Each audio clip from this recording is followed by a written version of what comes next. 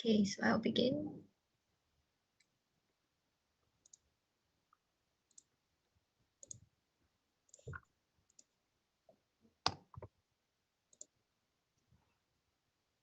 Okay. So hello everyone, and welcome to our last event of the NUS M.Arch Show 2021, What's Next? Alternative Pathways. I'm Emma, and with Perrine, both recent graduates of the M.Arch program, we will be your moderators for this session. So to preface, this event is part of the M.Arch Show series put together by the Master of Architecture cohort of 2021 from National University of Singapore. The M.Arch Show is a celebration of the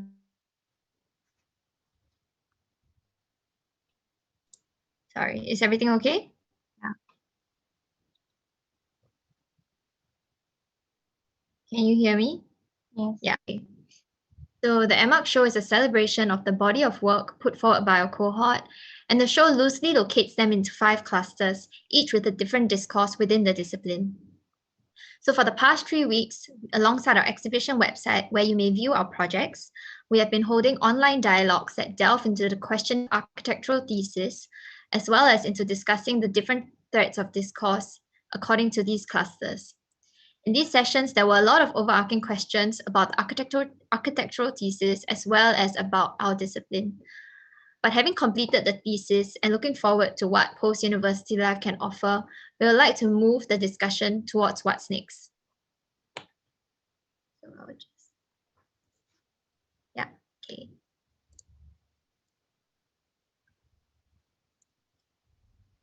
So in NUS, it is common to think of the thesis as the last leg of your architectural education before going to find a position in an architectural firm or going to work in a field related to design and construction of the built environment.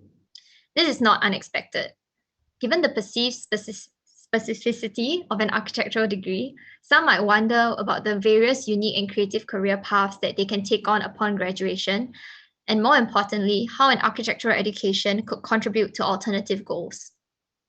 So in this session, we chose to focus not just on the year-long thesis project, but really on our whole architectural education.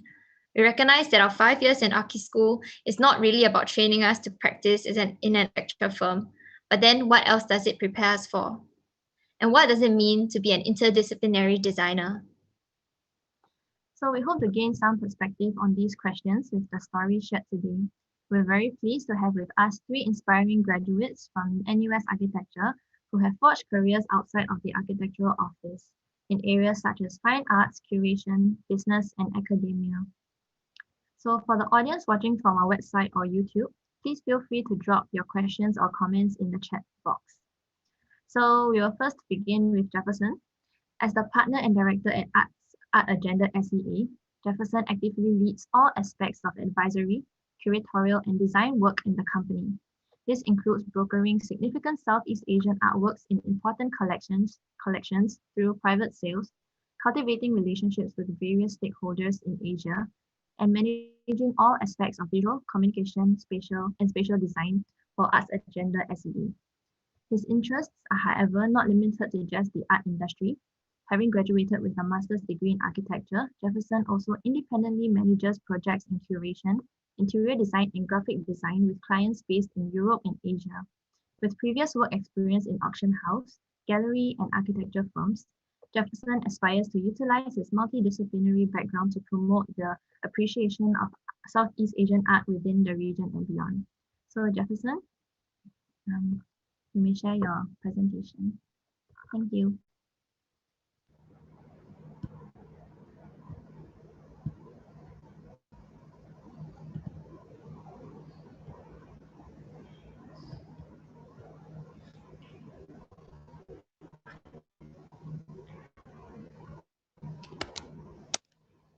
Sorry.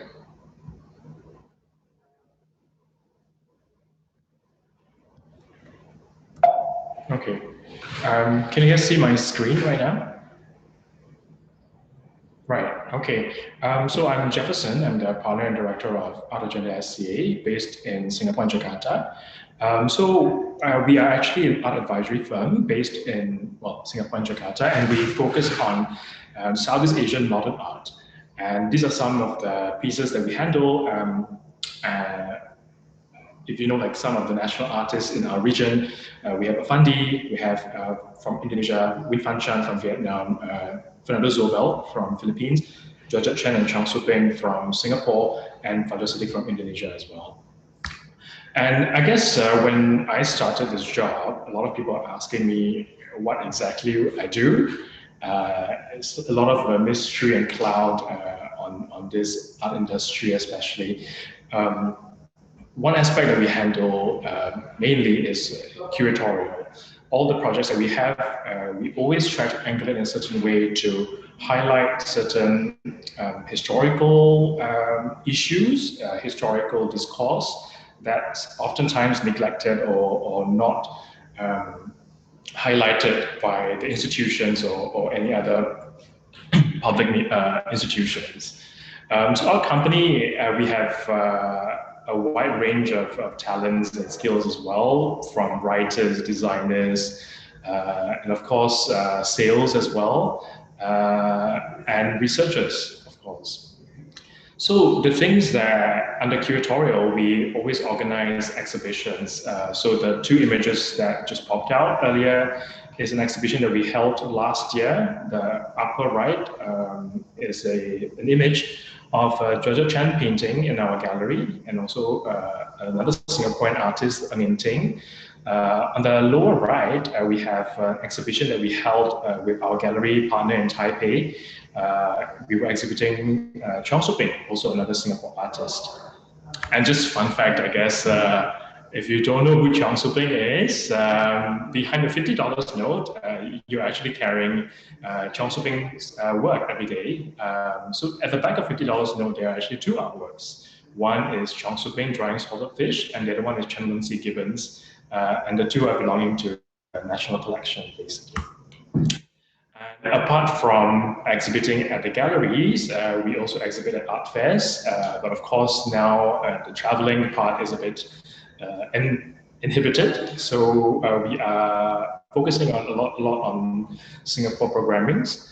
And beyond just exhibition, we also do a lot of research, especially on that part of highlighting certain timeline or like certain figures in art history that is not highlighted yet. So on the lower left, we have our publication on Fajar Siddiq, an Indonesian artist. So this is just some of the things that we do under our curatorial team. And also, of course, exhibiting is one project, but through this exhibition, we also broker significant artworks. So the one that you're currently seeing on the left is by Indonesian artist Ahmad Sadali. And it's quite interesting because on the right is actually the sister painting of the one that we brokered that is currently in the National Gallery collection that used to belong to the same private collection in the United States as well. So, and of course, I guess brokering artworks is not just about the artist names and the pricing, but we did a lot of research on on the artworks as well. So, for example, for this particular piece, I had to fly to North Carolina, and I have to sit down, interview with the collectors.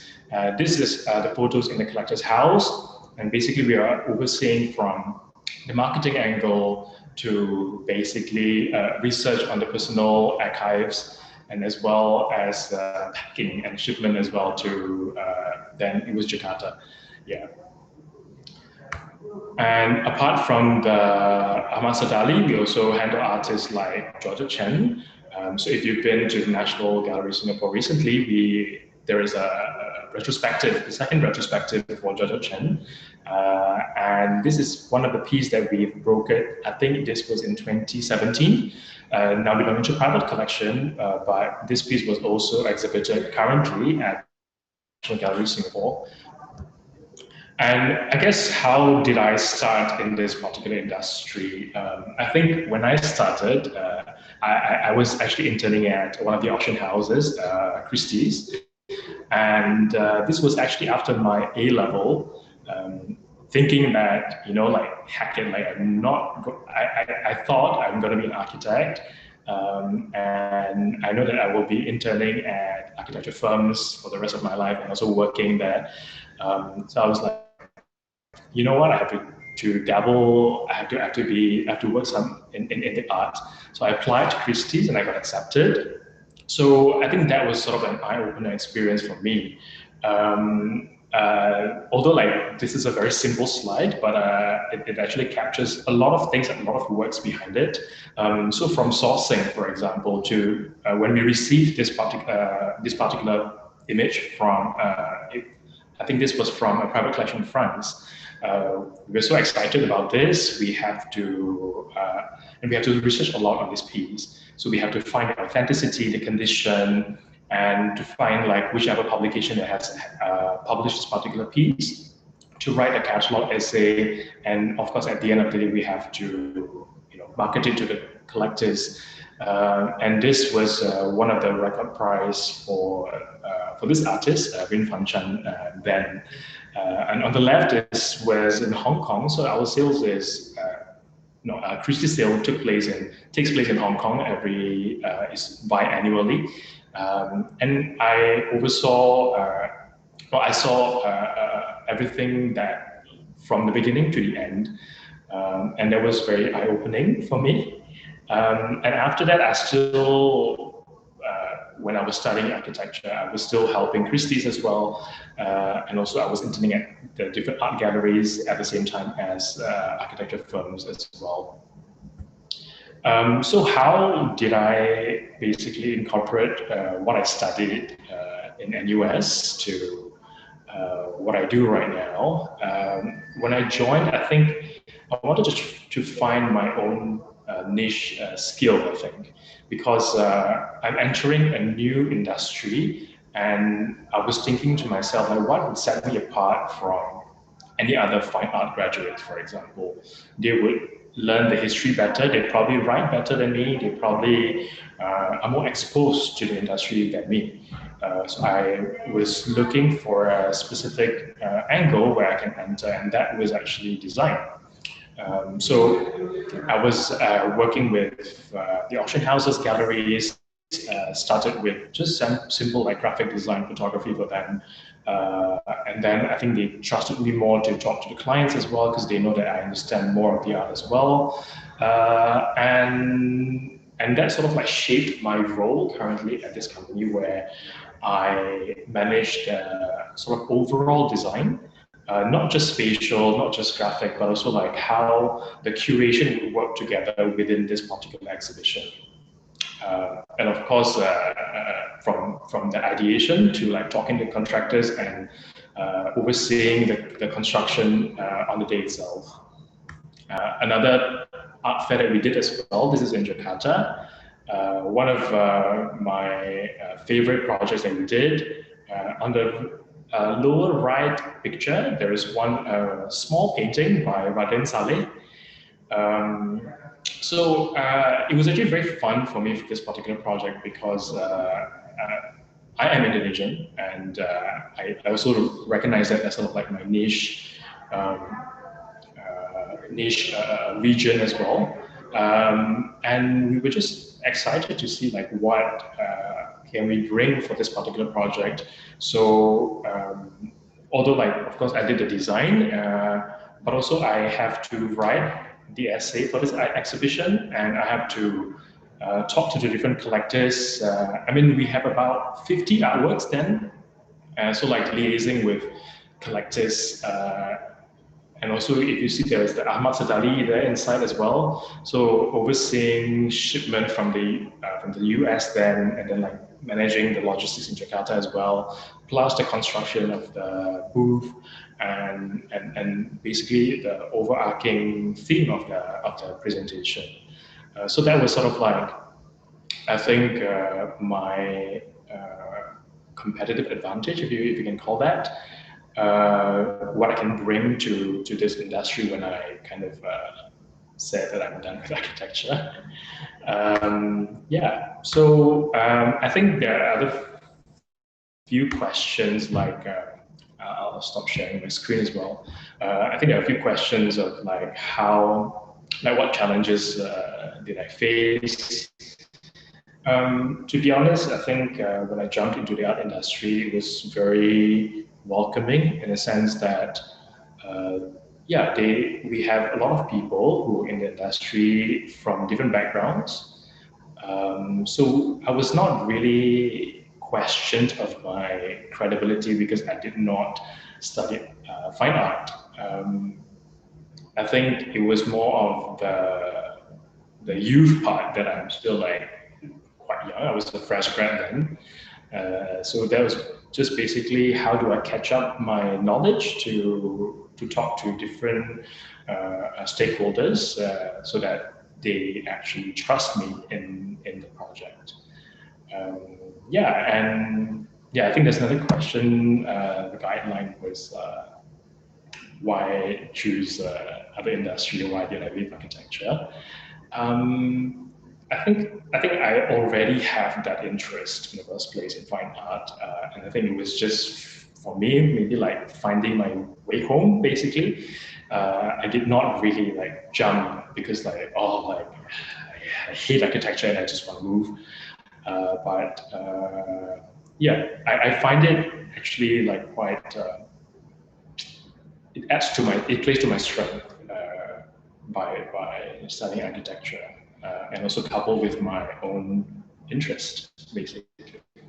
Yeah. I hope that was quite helpful. Yeah, thank you, Jefferson. I think it's interesting that you actually started an interest in fine arts and then you went on to your architectural education. So maybe the question for you would be, how did your architecture education change because of your interest in fine art? But I think we will talk about that later in the Q&A or in the discussion. So yeah. Okay. Thanks, Jefferson, for that interesting presentation. So next, we would like to hear from Genevieve. She graduated from the NUS M.Arch program in 2016 and would carry on to work as an architecture designer for 4 years, with her last firm being Desart Collaboratives. Presently, Genevieve is a ceramicist working under the moniker Genevieve. Her design practice is called Studio Gin and G, where she does ceramics, interiors, and installations. She currently has an installation running at a cafe called KKI Suites that she will be sharing more about later. So Genevieve, please. Hi. Okay, let me start with sharing my thesis because that's one of like the questions. It's been a long time, and thankfully, I can find it somewhere. Hold on now. Where is it? It's here. So I think, long story short, because the thesis takes a long time to present, this was actually a response to the idea of waste. Taking the site at Pulau Semakau, which is the waste island we have now, where we are kind of incinerating there and to build an island out of it, and also the refugee crisis we had in 2015, the Rohingya refugees.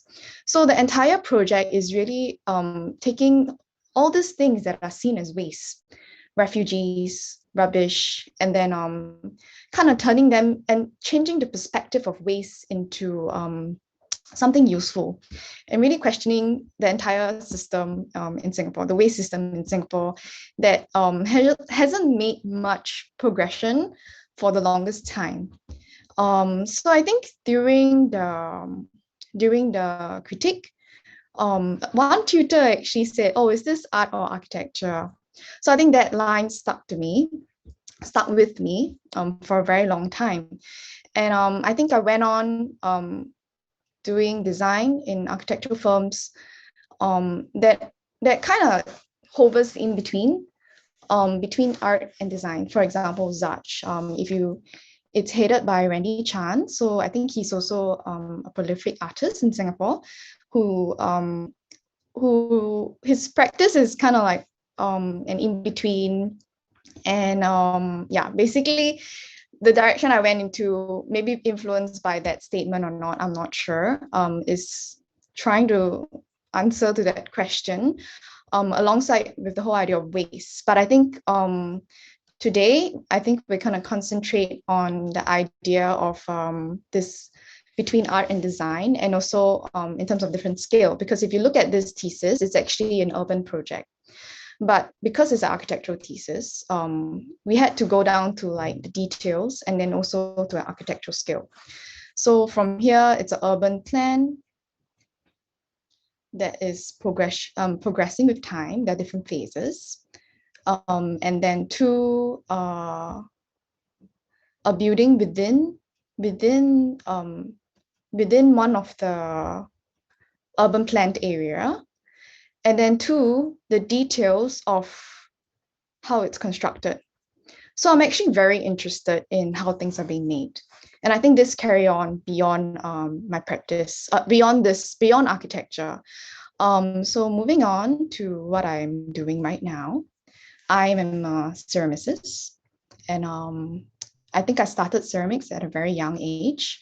I was introduced to it at the age of 10 as a school CCA.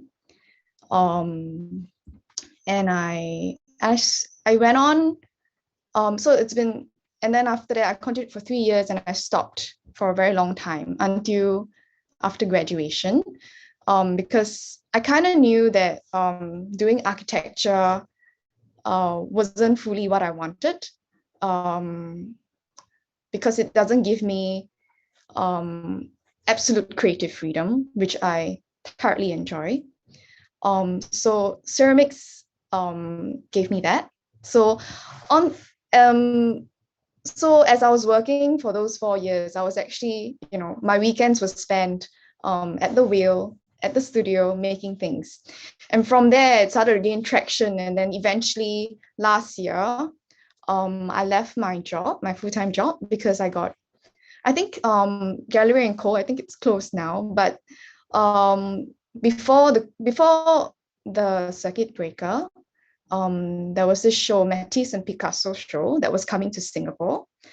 And I had the opportunity to, I was kind of given the opportunity to produce the merchandise, which is like a series of like ceramics item for the gallery. And I thought that was a good time to leave. And I did, even though the show didn't happen. I'm still kind of glad that I left, because I went on to do so much more after.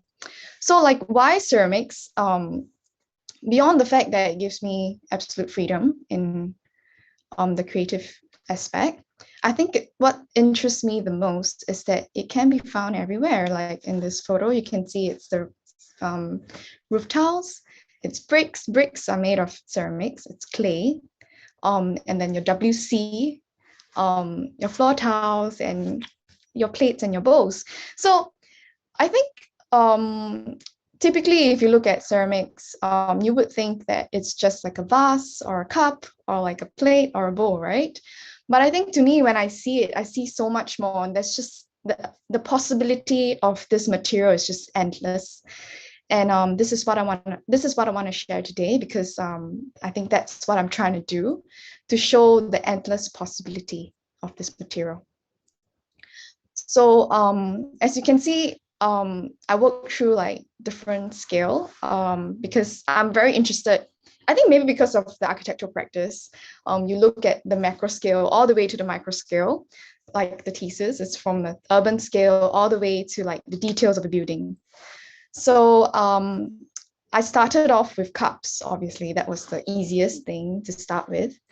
And I stuck to it because I think it's very intimate. It's something that people place on their lip. So I continued making it. And then moving on, I started to play with mirrors. And I'm still making more mirrors, and then to lights. And then this odd looking plated thing, it's actually a high tea set that I designed for the cake stall, yeah, which I will share more later. And then after that, the installation that I'm doing for them, that is based on the idea of time and how time is referenced, and only with, okay, let's share that later. Yeah, moving. So let's start with the cup. So I think there are so many ways to approach design. There's so many things that can be called good design. And I think we have been trained in a way where good design can mean efficiency. It can mean that it's so seamless that you don't know that you're actually using it. So I think with this cup, I'm going the opposite way, which is, must it really function that well? Or is there another aspect to it that can add? Because why would I want to make another cup that you can buy from IKEA? So for me, I'm just having fun. And as I like taking long walks. And from there, I thought when I looked at the lily pad and I was like, oh, wow, what if we can drink from there? And from there, this cup came about where it's inspired by plants. And then so this is like, I think the 5th iteration of the cup that I've constantly been trying to improve the form and finding maybe new plants to be inspired from. So this is the cup. And then, oh yeah, okay, moving on.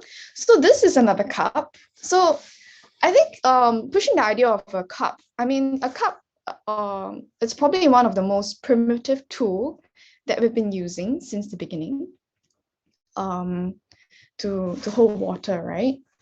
So I think, so my practice is really about having fun and like pushing the ideas of like what the daily things that we have around as well. So I decided to make this cup into a toy. And how do I do that? Is to make it more interactive. It's also questioning the craft because ceramics is constantly being seen as something very precious. You don't touch it, but I wanted it to be interactive. So this cup actually has a little sound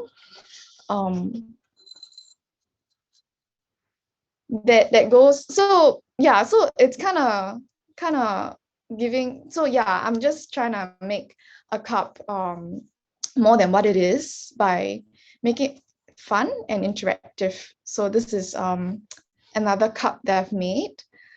Yes, and then we move on to the scale of the mirrors that I have made a few.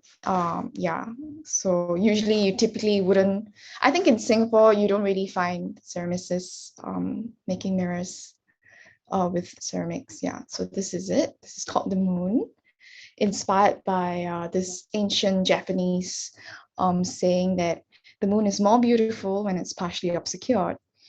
So yeah, so yes, this is the mirror. These are the mirrors presented last year, and then the lights. Yes, making ceramics into lights. And I'm always very inspired by nature. And yeah, so this is the works. And then this is the high tea set. So I think the high tea set was quite a challenge for me because it has to function like in an operational, like on a daily basis. So how do I make something sculptural and function at the same time? So the top plates are removable, so they can like just put it into the dishwashing machine. And then the body can be kind of thoroughly clean after the whole day. So yes, also this is inspired by cloud.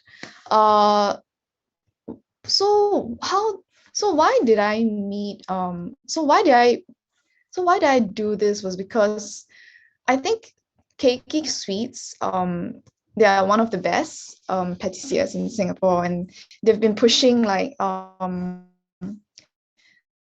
the boundaries of cakes for the longest time, and I think they somehow or another we connected, and then they were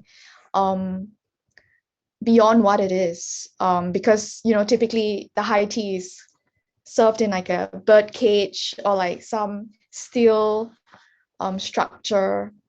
So yeah, so this is the reason why we collaborated and came up with something like this. And then moving on from there, so from there, I think if you can already tell, I like to work with things that can be inserted into your life quite easily. A cup, a mirror, or what else do I make? A light that can be by your bedside. But this one is a little different. This one I started with a clock. So I was commissioned to make a clock for someone. And from there, the idea went on, and it became an installation for Keiki Sweets, because when we started talking about the high tea set, they were like, hey, they had this beautiful space designed by Ply Studio by Pani Chen. And they wanted to do like an artist collaboration every year or every 3 months. I can't quite remember, but they decided to kickstart it with me since I'm doing the cake set for them. And I just finished this installation sometime last week. But because of the lockdown, it wouldn't be shown until like next month, after the circuit breaker ease. So I think I haven't shown this to anybody, and you guys are the first ones to see it. And so basically, when I was making a clock, I started to realize that without the numbers, and without like a window next to you, you actually can't tell what time it is. And from there, it sparked like a kind of like an interest in me to explore more and about the perception of time. So in each piece, this is a progression from the first piece to the end is questioning how you view time. So hopefully when it opens, you guys can go down and see it and to experience it yourself. So this is installation skill. So from a cup to an installation, and then the last one is in interiors. So this is actually a cafe and a bar that I'm working on. That we try to incorporate, me and my partner Georgina. We try to incorporate this element of making into our works as well. So this is an installation at a feature area we're gonna do in the cafe called Flamingo. The whole project is called Stay Go Flamingo. Yeah. And then we're also gonna incorporate some installation here in the courtyard, so you can see like a different atmosphere in each of the spaces. Yeah. So basically that's all for my the things I do. Yeah, so what was the question? I think the challenge of switching is probably the uncertainty of the whole practice of leaving architecture, because studying for 5 years and then working for 4 years, it's almost like 9 years of my life in architecture. And to just kind of give everything, I don't think it's giving up, but seen as what I studied so hard for. I think after a while, you realize that what you have gone through and what you have practiced and learned in school sets you apart from everyone else that could be in the same industry as you, because the architecture school didn't just teach you about details or like construction, but it's actually a way of thinking. Yeah, it's a way of thinking. So yes, that's it for me. Yeah. Thank you, Jen. Yeah, it's very interesting as you were sharing. You actually brought up a lot of architectural questions that our students in our batch is talking about as well. For example, what is architecture? It's not an object, it's not a landscape, yet we have projects that only want to deal with this. And we also have a lot of projects. We have quite a few projects that deal with just the objects. So Anthea, she did one on domestic objects. So her output were just usable objects made out of domestic material. And in doing so, she questioned the relationship Yeah, and then also another by Amelia, and she used ceramic as well. She I know molded it. her. There was, yeah, oh yeah, I think maybe a lot of things in common. Yeah, so she also brought that into her thesis. So it's actually quite interesting that these architectural questions pop up and then you can carry it through to a completely different industry. Yeah, but so thank you for your sharing. So I think we'll move on first. Thank you, Genevieve. So finally, let's hear from Wai Hon.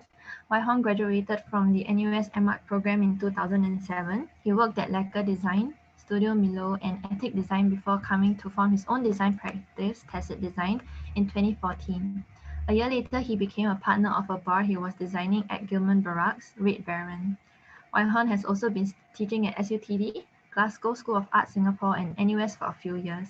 He's currently thinking of the possibility of pursuing a PhD as well. So, Wai Hon? Right, hello. Let me just share my screen. I think my presentation is a bit different. It's a bit like a CV, so and it's chronological. So I hope I don't take too long. Let's go.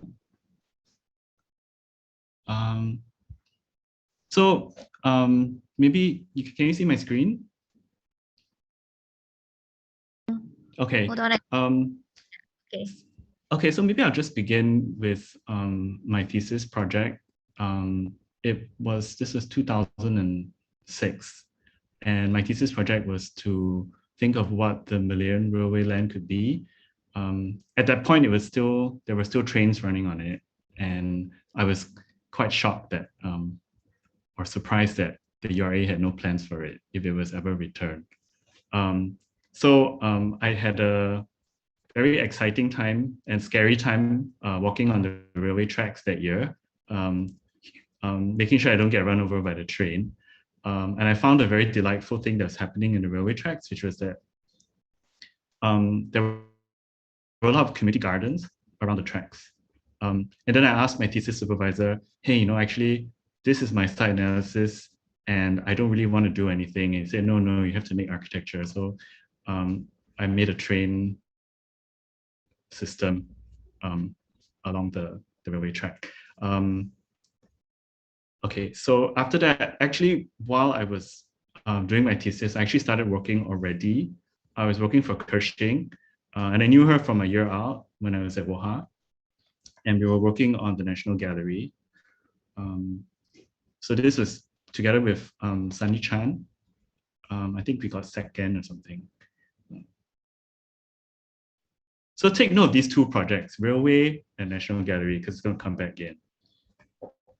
But anyway, so after I graduated, I continued working at Lacquer with the intention of working overseas, but I liked it so much, and they gave me lots of fun things to do, like competitions and stuff. So it seemed like quite a smooth transition from school to practice. And I was very lucky because it was a very exploratory kind of place to be in. And I think some of you may know they are landscape architects as well as architects. So this is like some competition scheme that I got to work on about imaginary zoo.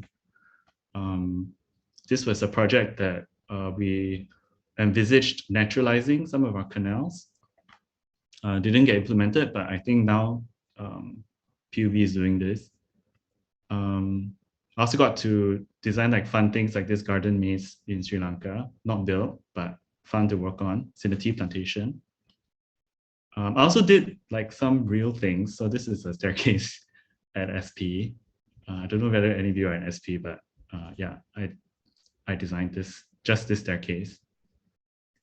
I got to work on real projects too. So this was a shop house I designed for a friend's brother. So it wasn't just all fun. Like I had to do these kind of drawings as well, and it was very painful. Like the first time I did tender was really painful because everything has to be so. I mean, your clients are going to spend millions of dollars, so you have to document this stuff properly. Like it's very painful. So anyway, what's the next slide? So this is just some of the the back of the shop house. So in 2008, I actually got let go from Lacquer because of the financial crisis, and that was very shocking and a bit like I was pretty depressed for a while, I think. And they recommended that I go and work for Studio Milo as they were doing the National Gallery. So I managed to work there for 3 years. I would say it was a very interesting experience working for French people. Not easy. But this was such a fantastic project that it kept me on for 3 years. I think my one major contribution is that is this glass roof here. And if you notice, there's like an island of gold there. That's actually the smoke exhaust system. So if there's ever a fire in the gallery, this golden thing will flip open and all the smoke come out. Unfortunately, I left Studio Milo because I had a certain health issue. I found out that I was diabetic and decided not to have this kind of 10 p.m. lifestyle, like 10 p.m. off work lifestyle. So it so happened when I was thinking of leaving, a friend of a client approached, okay, so this is another image. Okay, so before that, sorry, I'm very disorganized, but before that, so suddenly in 2011, Malaysia and Singapore decided that, well, Malaysia decided to give Singapore back the Riverway Land. Very suddenly, it happened very, very suddenly. Nobody knew what the plans were. And so I was approached by the Nature Society to, how should I say, help them with the advocacy, because they were very scared that, the government would just chop it up and build a shopping mall on it or something. So I quickly cobbled together some information and some friends, and we prepared a document and we sent it to Parliament to ask the MPs, like, oh, please don't chop up this land. And I think we managed to argue the case that the land is too narrow and not economically productive, and they managed to be convinced. As you can see today, they've preserved most of it. So this is at my friend's house, and we are planning what to do. And then a few years later, I was approached again by Nature Society to produce a walking map. This is together with Lai Chi-Ken and Ho Hua Chiu. And so it's a map of historical and biodiversity highlights, attractions along the rail corridor. This was 4 years ago, so maybe it's outdated already. So suddenly, when I was about to leave Studio Milo, I was approached by a friend of a client who wanted to build a resort in the Maldives. And one day he just said, oh, would you like to go to the Maldives to see my island? And we just flew there over a weekend to look at this like barren island. And then for the next 2012, for the next 3 or 4 years of my life, I would fly down to the Maldives every 2 weeks. It's nice, except that I had to live on a construction site, but the experience was very, very good. It was a bit scary too, because it's not so well regulated there. So it's like, as an architect, you always feel very worried that you're not doing things by the book. So maybe this experience was good and bad in a way. So these are just some of the construction pictures. This is like a Thai restaurant. This project is interesting because with a normal hospitality project, you only design rooms and restaurants, but for this one, you even design the workers' quarters at the back. So when you work in a Maldivian resort, you don't get to go home for like months at a time, because you live on like hundreds of employees who live in the middle of the island. So I also had to master plan things like water desalination plant, power plant, oil tanks, staff kitchen. Like, it's really, it was quite an eye-opener.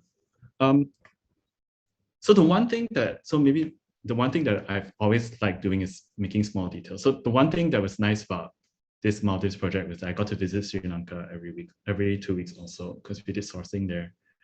This is just one of the small projects that I built from reclaimed timber.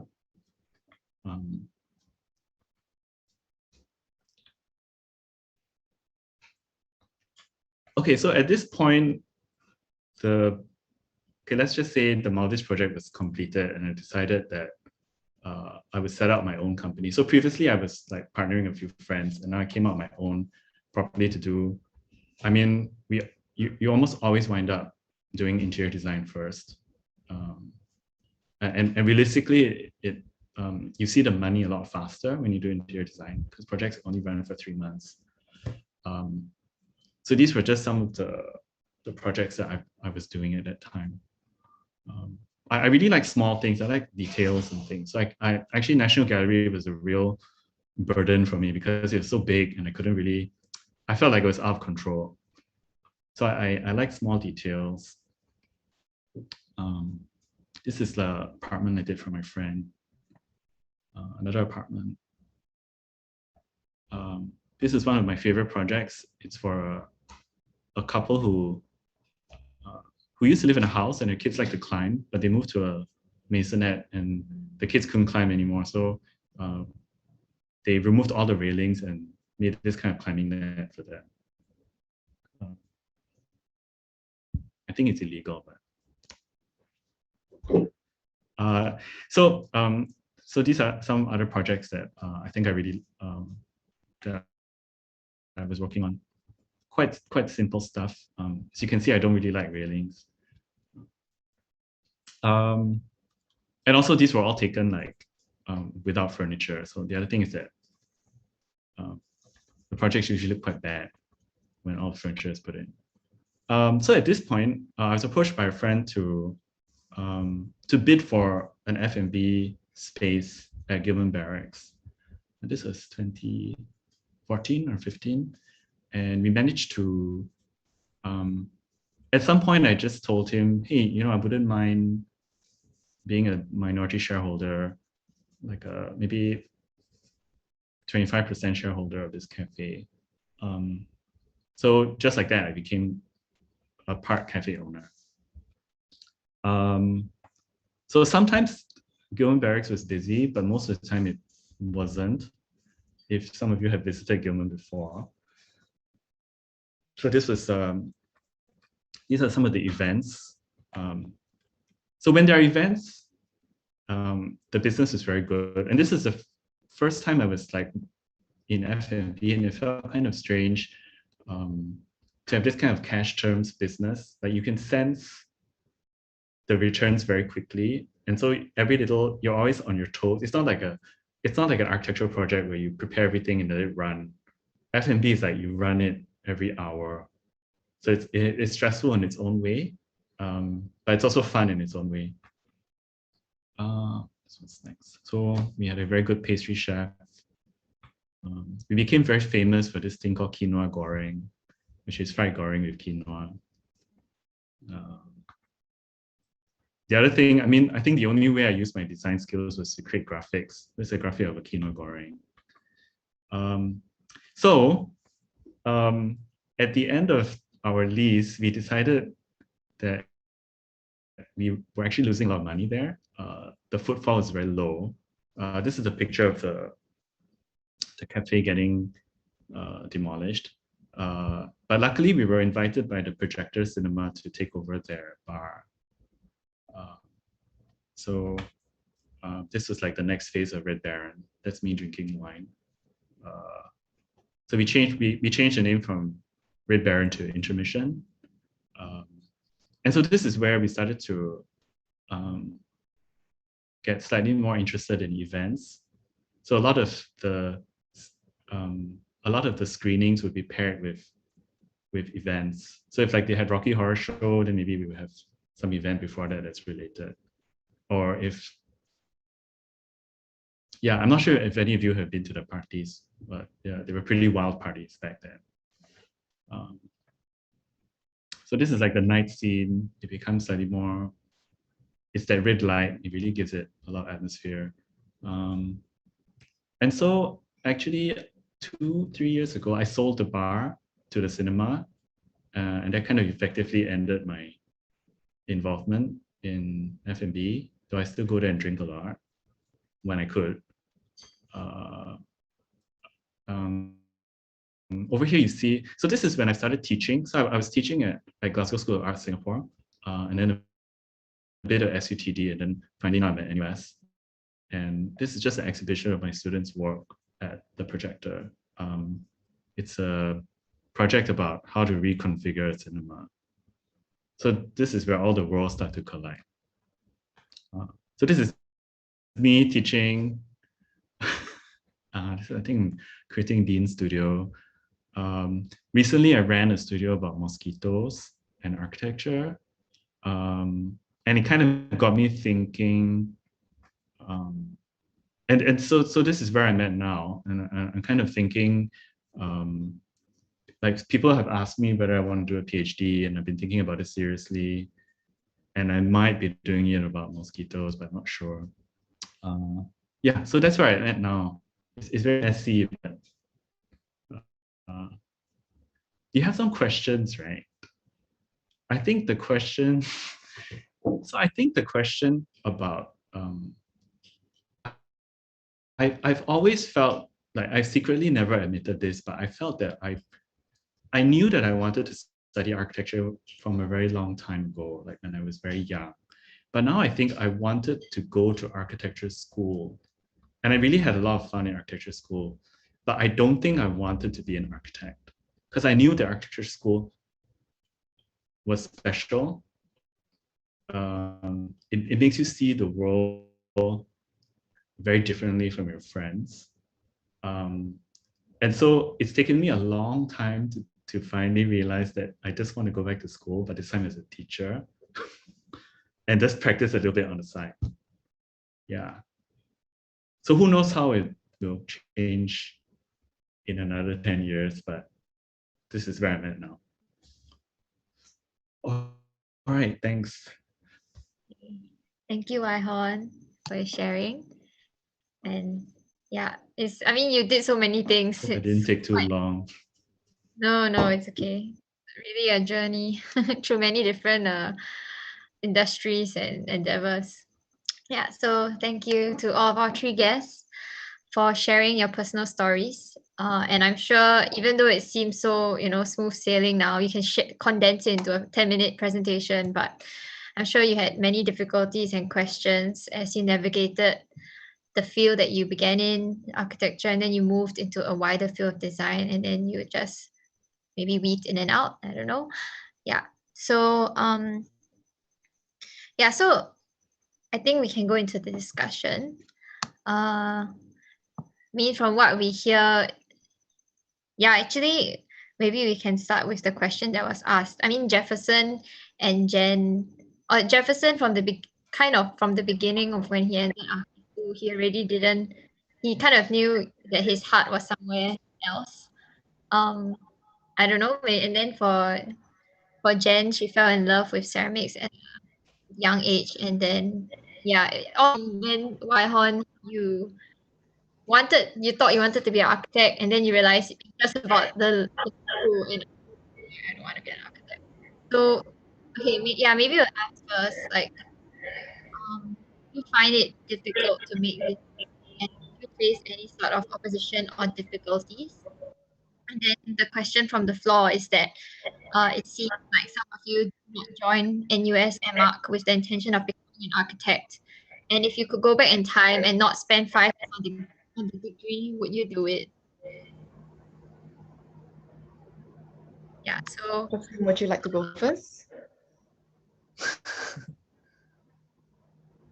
Ladies first. I would do it in a heartbeat. I love the education, like how Hong Tam, is that how I pronounce his name? Waihon said it. And it really gave me a different perspective of the world, that I would not see if I studied any other course. I think I wouldn't deal with clay the way I deal with it at the moment if I didn't go through the education. I wouldn't see the possibilities, I think, if I didn't. Yeah. It's a bit different. Like when you finish it, you're like, oh, actually, it wasn't so bad. But then when you're in it, you're like, why am I here? Not really. I think I really enjoyed doing my thesis. I was under Junko Tamura. I think some of you guys were under her before she left NUS. She's an amazing tutor, and she really gave me like freedom to do whatever I wanted. And because of that, I was able to find like a voice that I couldn't actually through like the first 4 years. So yeah, so like if it's a 5-year time, I think the 5th year was the most enjoyable. Yeah. Actually, I agree with Genevieve. Like during my final last time it's a bit different. You do a dissertation, and then a year-long project. But I felt that year was a very good time. It was actually not really busy at all, and you had time. Yeah, and you had a lot of time to think, which is why I could work. Also, which is why I could work also. I was working the work too. actually makes you productive because because you would then like quickly just make decisions and do that drawing or make that model. So I totally loved except maybe year 3, but I totally loved my architectural education. I think it cannot be any shorter, I think.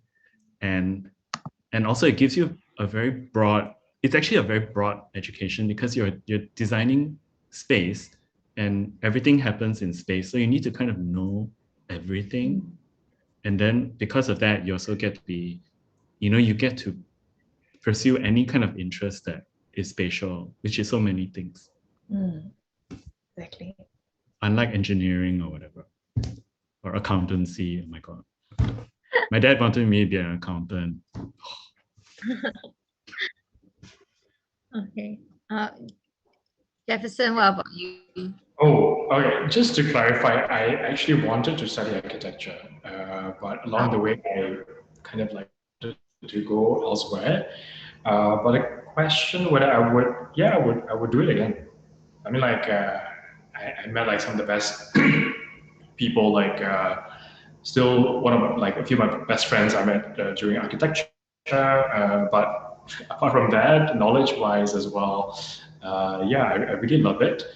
And yeah, like year 5 was fun. Yeah, I mean, I know, Jefferson, your thesis was actually very tightly related to the curatorial work that you're doing now.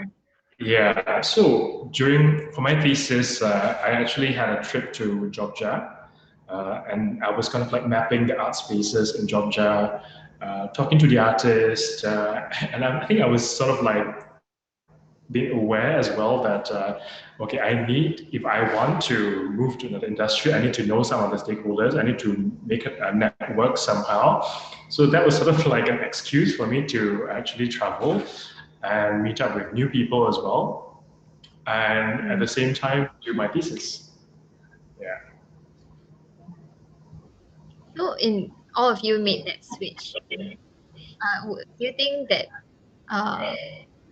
there is there a point where you were like, okay, why and when did you architectural practice? And yeah, I guess the question I asked just now is, you face any opposition when you made that switch? So do you mind repeating that again? It's a bit choppy. Oh, sorry, my connection may be bad. Yeah, so I just wanted to ask, was there a point in time when you completely away from architectural practice? Because all of you did have practice in architecture. I'm sure maybe there was a point where I'm going to do a physician or now, or maybe you're never going back. And then, so do you face any opposition or like personal struggle as you're making that decision?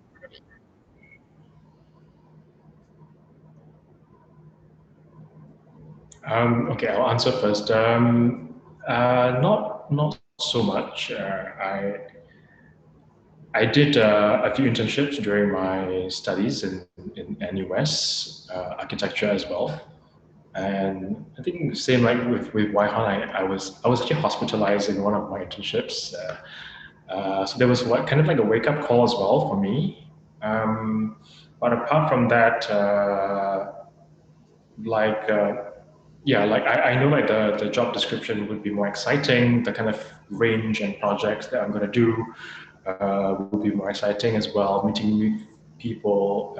I think I prefer not to be like behind the desk the whole day until like 4 a.m. in the morning. I think I like talking to people and yeah, so that was quite an easy transition. Not that it has no obstacle at all. I have to like explain to my parents, which is my like main sponsor in my education, to be answerable to that. But they understood. I think quite lucky enough that they are quite understanding in that sense. Actually, the funny thing was that after I graduated, my dad asked me, "Are you gonna get a postgraduate degree?" And then I vehemently said, "No, I studied 5 years to be an architect, and now look at me. I should have just listened to him." But why he asked you to do a PhD? He wanted you to be an accountant, and then after you graduated, he asked you to get a PhD. I think he could tell, or I think my parents can tell that I'm slightly maybe I'm like a bit weak. Like I can't really deal with the real world. Like it's they think that I'm very sheltered and I should just continue studying and be in this kind of I wouldn't say academia is easy, but it's a different kettle of fish from going to construction sites and screaming at contractors or getting screamed at by your clients. Yeah, but I'm glad that I got it out of my system. Like I think my advice to all the graduates is that if you're not sure of making a switch, right, just do it for a few years and don't beat yourself up if you don't like it. Yeah. I think for me, I didn't have much objection from my parents because ceramics is yeah, it's just always been in the family. My mom does it. My sister is studying her master's for archaeology at the moment. So it's a passion, the family passion. So and they see it as kind of like almost the same as architecture because it's in the design field, art and design field. And they've always been very supportive. So in that aspect, the family aspect, I didn't have much struggles.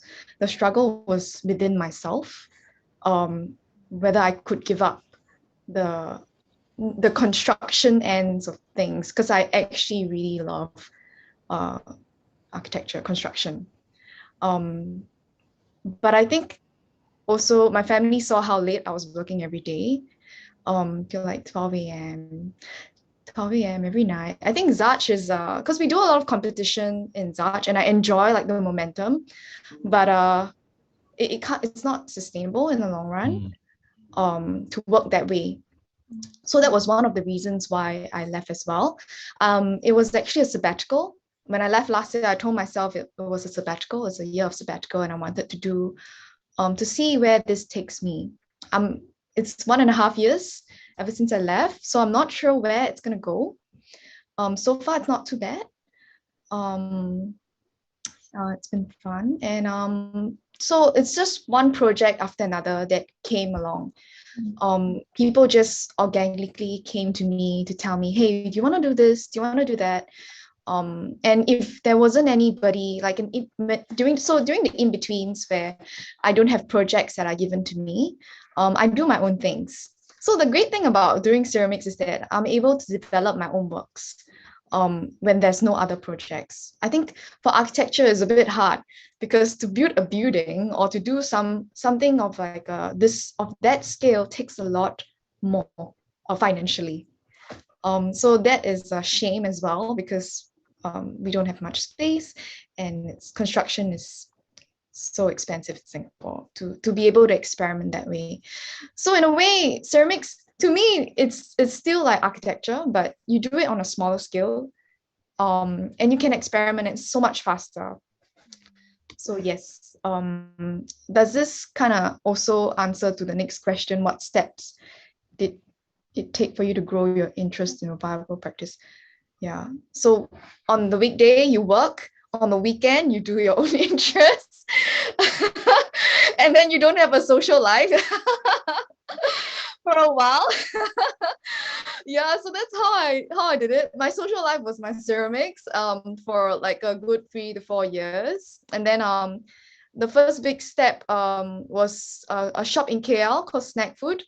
They're like a gift store, a cute gift store that stocks all kinds of different things. So they like to collaborate with different artists and sell their prints. And they found me through Instagram, and they decided like, hey, put your stuff in our store. And then after a few years of working with them, they decided to like do a show with me, like a little pop-up. So I had 50 pieces sent to KL, and I was there to do some workshop, and it was really fun. And then from there, I think more people started to see the works. And then the Gallery and Co, and then like different Singaporean brands like Our Second Nature, Keiki. So yeah, it started off one thing at a time. I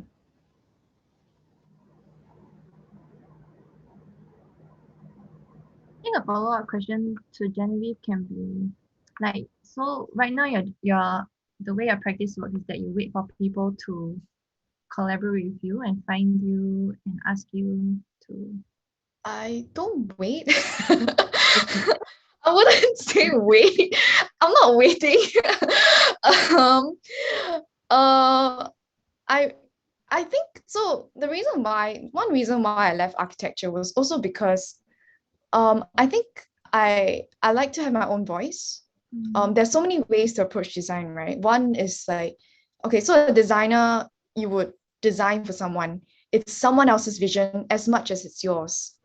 But as a designer, I think I'm pretty selfish, and like my voice is a bit loud, and I want that to be heard in my own ways. So I decided that maybe I should create things for people to see instead of the other way around, being commissioned to create. So it's a different mode of working. So I don't wait. I do what I want when there's an opportunity to. Yeah. Actually, it's very interesting. We had another session yesterday. It was called Out and About under the Social Politics and Geopolitics cluster, and we invited a lady from Edit Collective based in London. She's called Mariana Jakovic, if I remember correctly. And so it's like a feminist collective of women, and what they do is that they all have their own like full-time jobs, but then on the side they make objects and that question the norm society about, for example, domestic work in a society that puts emphasis on productivity. They assume that it's only right for an individual household is the most effective when it's done by one person. But then, for example, they created a vacuum cleaner that has 3 hoovers, and it only works with 3 people doing it together. So I think it's just the leading back to the question of what is really architectural. An object that makes a proposition can also be architectural, because it's not really about the design in the end, but about the statement or the questions that you are asking in that proposition. And it also made me think of architecture as advocacy. I mean, Jen, you mentioned that you want your object, you're going the opposite way. You want your object to say something. So I really wonder, is there something that your ceramics can question that becomes a political position or advocacy for something more? And then it also ties in with Waihan's work that eventually become political, because you took it to NHS and you fought for something against the status quo. So yeah, there were just like lots of parallels in what you were sharing. Yeah. So let me see. So, okay, I think just moving on to the next part, we also wanted to talk about interdisciplinary work. I mean, you know, the architecture discipline, it can be considered quite rigid. We have our own conventions. We are taught a certain jargon, a way of thinking. And then, but at the same time, there's this push to be more interdisciplinary. They want everyone to work together, and in order to be more sustainable, I mean, now there's lots of inequalities, like both ecological and social, that are brought up, and then interdisciplinary push is everywhere. So I just wonder, from your perspective and your experience, how receptive do you think architecture is to extra-disciplinary influence and ideas? And I think, kind of tying in with your own personal stories, you all shared that you all had your own ambition for what you wanted to do. It's like, when do you decide that you wanted to deal with these things outside of the discipline, and did you feel like you couldn't bring it into a more conventional practice or study of architecture? Yeah, so I guess, for example, one I can think of is like Jefferson. You mentioned that one interdisciplinary work that you do is you tie in the marketing, the marketing of the artwork, the marketing of the curation itself, and the spatial experience all into one. But you know, there are many firms that do this as well. So they're also blurring that boundary. So is there a reason why you chose to put yourself at one end? Right. I think it depends on the size of the team as well. So the smaller it is, like I feel the more collaborative the team could be. I was interning at FARM actually. So FARM is an interdisciplinary firm, but they have their own department. So I was actually interning under the architecture. So I was very much not in touch with the branding, with interior design. And of course, I was just an intern there, which is a few months stint. So I did not experience that interdisciplinary collaboration work when I was there. Whereas our team currently is pretty tight. There are like just 4 of us, 4 to 5 of us. And we kind of like know what we're all doing, and we all just gel together, and that is more, it's easier for collaboration and to be like understanding what my designer, my other designer, or like my researcher is doing, and then I can sort of like gel it together. Yeah, that's easier. Yeah, really talking about the structure of the work. Yeah, and also like as much as a project is like, for example, a farm. I think if you're building a hotel, for example, just the massing doesn't mean that you are also doing the interior. Some project is more comprehensive, some are not. So it depends on the project as well, whether you are lucky you are awarded to do the entire thing or not. So yeah, depends. When I started working at for Cushing at Actor, I was actually doing mostly landscape design projects, and so it's interesting to go for site meetings and not be in the position of the architect. I mean, landscape architect is always like the last person to get to talk, but it's interesting to then observe everything going on. Actually, it was with farm as well. I think I was a landscape architect, but working with farm. Farm was the architect, and then there was Peter, I think, that was the project lead. And I was just sit there, just watching Peter deal with everything. And then the landscape, usually there's no issues, and you just sit there and sit. You know, it's funny to be in the outside role. Yeah. But I would say, Judge, I'm not very collaborative. Like, I haven't really had a chance to collaborate outside of the field. And when I do, I always put on the hat of an architect somehow. I cannot get rid of it. Mm. Yeah, I cannot get rid of the structure of costing and timelines and design and yeah, safety. I think maybe my experience in Zarch is a bit different because it's called Zarch Collaboratives. It is interdisciplinary when it's a competition base. So I think the interesting thing about Zarch is that they did a lot of competitions for galleries, like the Peranakan Museum, things like that. So when I was there, I said we, like when I was there, the architect is the lead in terms of space only, and in terms of graphic and all other aspects, like I think UX, experiential design, and things like that. It's really up to them, and they really kind of present their whole design based on what they think it is. And as a lead, the only thing that we give is a general direction. So in Zarch, it is, I think, it's a true collaboration in that way. So maybe because it's not like a conventional architect role, it's not like a building. So, and I also don't deal with costing because I think the higher ups in the firm would deal with that.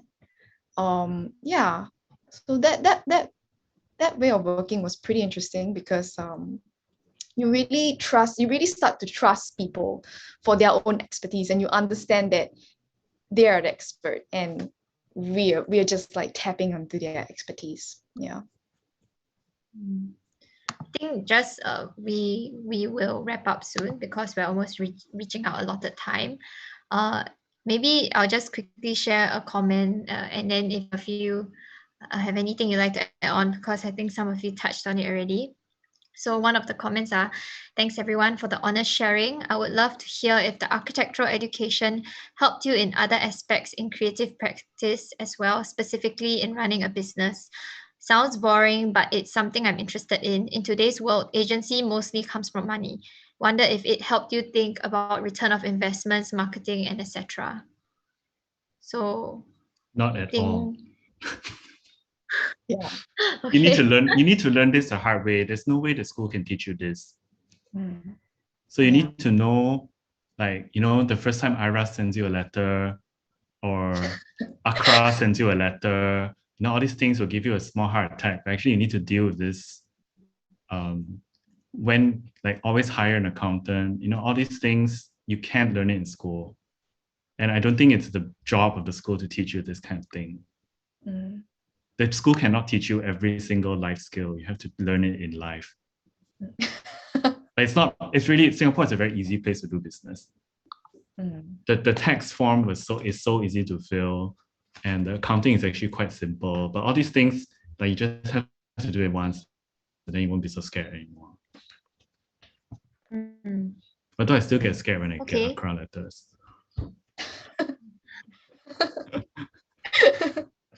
He sums it all up. Accurate. Yeah. Okay. So yeah, just to wrap up, I think all of you have shared. I mean, when you look back, you seem to look back at everything with fondness. But I think when you are in our position where you are just starting out, you have to make a decision. Which path do I want to take? I myself, I'm thinking between a landscape firm and an architecture firm. It's like, so all your advice, for example, on just choosing something that you're interested in and try it out. You still have time to go back to what you thought you wanted or go do something completely different. It's very encouraging. I just wanted to ask if you have any advice for students currently who they feel like they don't want to do architecture, or they aren't sure what they want, or maybe they want to pursue your current field, your current industry, or the experiences that you've had. Do you have any words of advice for them? I mean, sorry, am I interrupting? No, go ahead. I feel like you need to start somewhere. I mean, like for my experience at least, I just started something small. Like it's just like helping them one bit, and then you gain their trust. At the same time, you gain knowledge as well to like what they do, and of course that worked for me because I was still studying then, so like it was that kind of capacity. But if the context is now like you have graduated from M.Arch and then you want to do something else, well, actually, no. Still, the solution is to start something, start somewhere. I do believe, Jen, like just creating a simple Instagram page, for example, of your work, and then people to notice you. Yeah, and get the ball rolling there. Like you can't. I don't think you can just expect. I want to be a ceramicist tomorrow, and then I'll be like a famous ceramicist tomorrow. And it doesn't work like that. So it's always improving. I think like if you look back in all the works, it's terrible. I think it looked terrible and still terrible. No, not so much, but it's still growing and still changing. I'm not the best, and you'll never be the best, and that's a good thing because you can always grow from there. Yeah. So don't be afraid. I think it's always scary for anyone. Even for like I was just watching a documentary by Hayao Miyazaki, the person who did Spirited Away, House Moving Castle. At 60 years old, when he did Ponyo, he was still afraid of showing it to the world. So I think rest assured that the fear of like presenting a work would always be the same. Yeah, regardless how old you are. Yeah. Yeah, I think you always need to take a leap. So if any opportunities, if you realize I just take any opportunities that come my way. So if someone wants to open a bar, I say, oh, can I join you? So, it's kind of, there's nothing to lose really, I think, of taking a chance. And then I think if you notice, all of us have, I don't know what the job climate now is like. I can't believe it's good. But just take whatever you can for now. Yeah. Well, I think it is perfect. It sounds terrible, but it's perfectly normal it's horrible, but it's perfectly normal to slog when you're younger. Yeah, because this is when you can really learn the most things. And like when you go out to work, make sure you always follow your boss to construction site, follow your boss for meetings, because these are the things they don't teach you in school. Like, I found it very useful to talk to the QS because the QS seems to know everything contractual. And then it's very good to learn a bit of Hokkien so you can talk to your contractor because he'll tell you all kinds of things that you don't know. So, yeah. But the most difficult thing is dealing with clients. So in my when I do interior jobs, I feel like I'm a marriage counselor because the wife will tell me to do one thing, and then actually the husband looks unhappy about it. Then you have to find that, then they'll ask you, what do you think? And then you don't know whose side to take. So there's all this like human relationship things, which I find like till today, I'm not very good at it.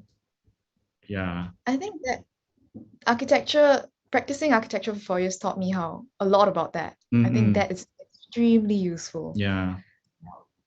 Yeah. Like nothing is black and white. Yeah. Sorry?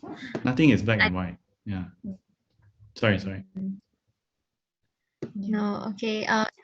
So we have so thank you so much to all our panelists. One of our comments was great sharing, thank you. So I guess we can take that as an encouragement and a few responses as well. So maybe you can check out the chat box after. So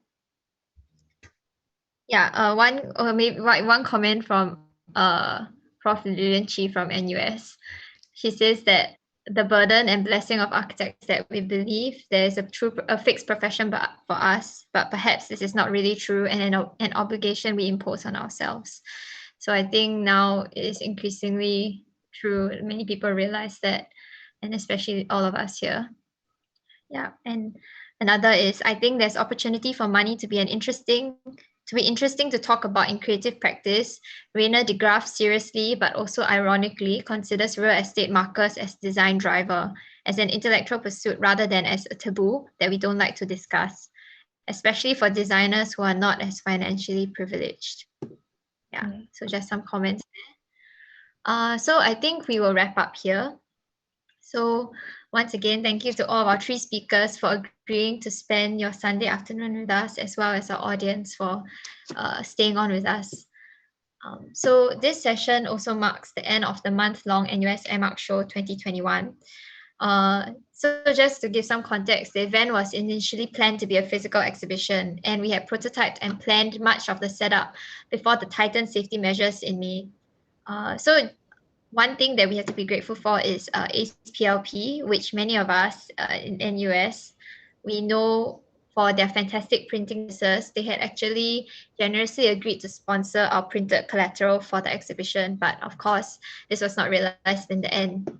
But just to thank them, we would like to share a career opportunity offered by ACE-PLP. So right now we'll screen a video that they had kindly prepared to tell us more about this opportunity.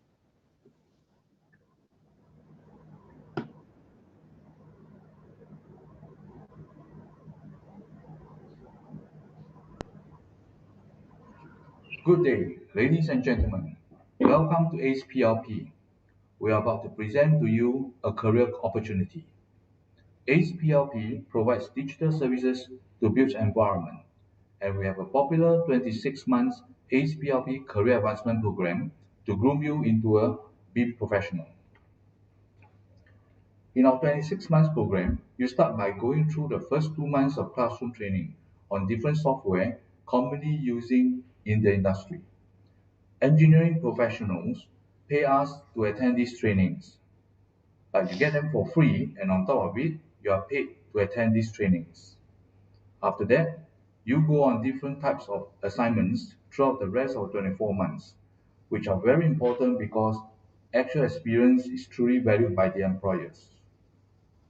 This is a critical part of it, and it forms most important components of the industry accreditation. In fact, the experience you gain will be used to fill up a logbook for this industry accreditation. You will work with a large range of clients and pick up different types of industry knowledge, skills, and experience that employers are interested in. From there, you can decide what type of work environment suits you and what type of project interests you. This is the average amount earned by our BIM engineers, including our 26 months training program, yet to include overtime and bonuses. And from here, depending on how you wish to grow your career, you have so many different pathways to choose from just doing BIM. There is an industry-wide accreditation scheme that recognizes your skills and experience based on the tiers you are accredited in the building environment of Singapore. Tier 4, BIM engineers. Tier 3, BIM coordinators. Tier 2, BIM managers. And finally, Tier 1, the Chief Digital Officer.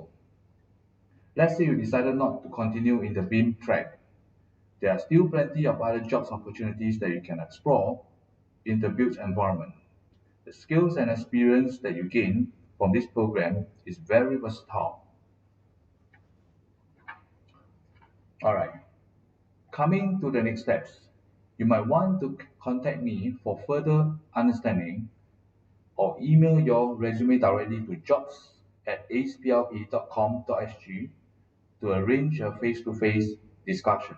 For more information, you can explore our website or scan the QR code.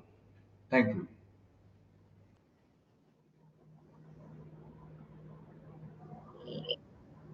So thank you to ACE-PLP. That was definitely a contrast to what we've been talking about so far. But I think as one of our viewers mentioned, there's opportunity to think of a design driver maybe in every career. So for students that are interested in a career in BIM specialization, please feel free to contact Mr. Koh with your resume for a no obligation discussion. Yeah, so once again, we've come to the end of the show, and thank you everyone, our guests, our students, and our team. Considering that this is the first time that we have expanded the M.Arch show to a month-long online symposium, we are very proud of all that we've managed to do. We trust that the dialogues provide good insight to those watching live or in replays of the sessions on YouTube or our website. And we hope that this provides for future M.Arch shows to run this into even bigger or different from what it could be. So lastly, for those interested to own a copy of the M.Arch Show Book 2021, please head over to the link in our chat box to preview and pre-order the book. The book contains all 122 pages in our show. Yeah, so with that, we close the NUS M.Arch Show 2021. The exhibition and session replays will still be up on the website for your viewing, so please enjoy it slowly.